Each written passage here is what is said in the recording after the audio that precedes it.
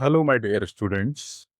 Logics channel के through ये हम एक और प्रोग्राम देखेंगे जिसमें कि हम किसी भी एक जो वैल्यू हम देंगे उसमें से ये प्रोग्राम हमारा जो सबसे मिनिमम वैल्यू होगी वो हमें फाइंड आउट करके बताएगा।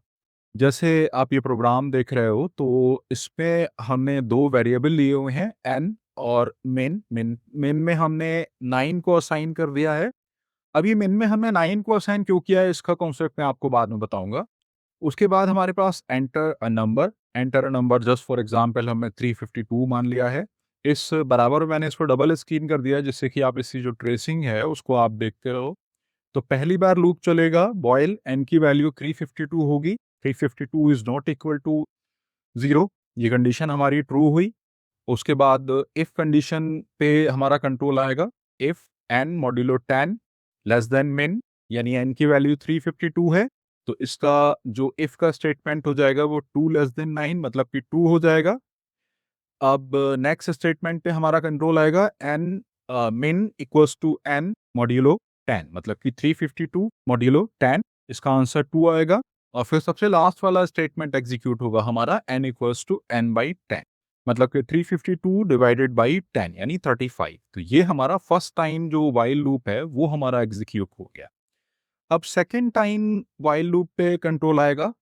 सेकेंड टाइम जब वाइल लूप पे कंट्रोल आएगा तो एन की वैल्यू 35 हो जाएगी। आप ऊपर से देखो एन की वैल्यू 35 आएगी। 35 मैंने इसमें लिख भी रखा है, ये 35 वैल्यू, उस 35 वैल्यू की बात कर रहा हूँ, 35 आई। तो while 35 is not equal to 0 condition हमारी ट्रू हो गई तो लूप के अंदर के जो स्टेटमेंट होंगे वो बिल्कुल एग्जीक्यूट होंगे। इफ कंडीशन पे आया हमारा कंट्रोल जो कि है हमारा एन मॉड्यूलो 10 लेस देन मिन, मतलब कि एन की वैल्यू को हम फिर से यहाँ पे 35 रखेंगे, मॉड्यूलो 10 लेस देन मिन की वैल्यू कितनी है हमारी 2 है, मिन की वैल्यू ऊपर से आप देख सकते हो 2। अब 35 मॉड्यूलो 10 कितना आंसर आएगा इसका 5, तो 5 इज लेस देन 2 मतलब कि इफ की कंडीशन हमारी फॉल्स हुई। जब इफ की कंडीशन हमारी फॉल्स हो गई तो कंट्रोल हमारा नेक्स्ट स्टेटमेंट पे आएगा n is equal to n by 10 मतलब कि 35 डिवाइडेड बाई 10 मतलब कि इसका आंसर आएगा हमारा 3। अब यहाँ पे एक बात ध्यान देने वाली है कि देखो हमने इफ स्टेटमेंट की कंडीशन फॉल्स होने के बाद जो इसके नीचे वाला स्टेटमेंट है उसको तो एग्जीक्यूट नहीं करा, लेकिन जो मिन के नीचे वाला जो स्टेटमेंट है उसको एग्जीक्यूट क्यों करा, जबकि ये लग रहा है कि तीनों ही दोनों ही स्टेटमेंट इफ के अंदर है।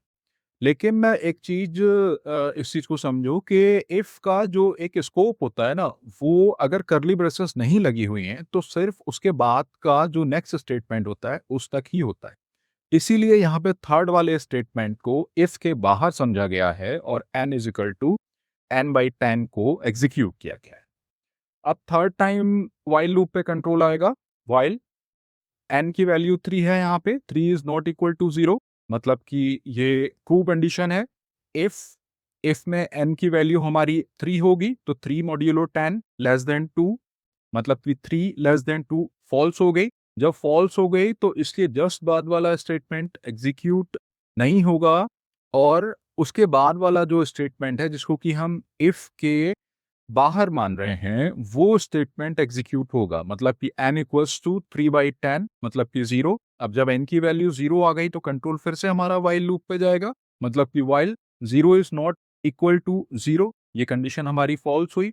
जब फॉल्स होगी तो लूप टर्मिनेट हो जाएगा और कंट्रोल हमारा लूप के बाहर आ जाएगा और सीधे हमारा कंट्रोल प्रिंटफ पे आ जाएगा, जिसमें कि smallest digit equals to main, यानी कि मेन जो हमने स्टेप फर्स्ट में 2 निकाला है वो हमारा मिनट्स में प्रिंट हो जाएगा। और आप देख सकते हो 352 में जो मिनिमम वैल्यू है वो हमारी 2 ही है, तो ये हमारी प्रिंट हो जाएगी। अब मैंने आपको बोला था कि मेन इक्वल्स टू 9 हमने क्यों लिया है।